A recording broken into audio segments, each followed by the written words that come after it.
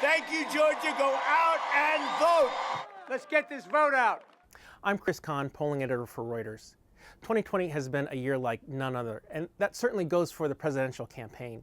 Here are 3 reasons why the election this year will be unprecedented. The first, this is an election in which people have largely made up their minds. We found for months ago that most voters said that they are locked in on their choice of either supporting Donald Trump or Joe Biden.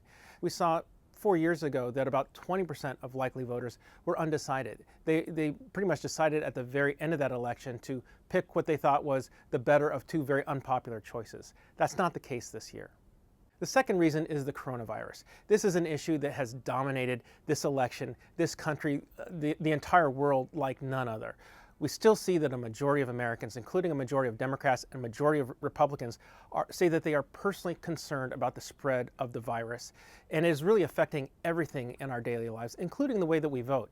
We see that Democrats are largely interested in early voting and mail-in voting. Republicans are still deciding to show up in person. And that's really going to be affecting the outcome on November 3rd.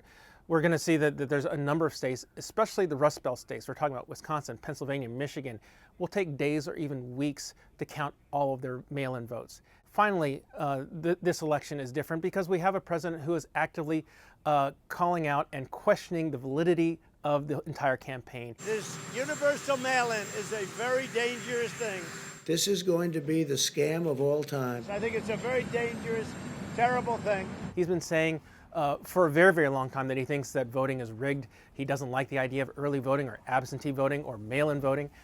And he's been saying just recently that he thinks that all votes should be counted on Election Day and after Election Day, that the mail-in vote and the late coming vote should be nullified.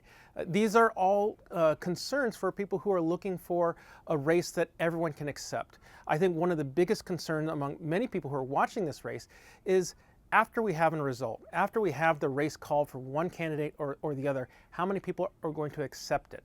I think that we're going to see a considerable amount of people who don't, and they have been given reasons to, including many provided by their president.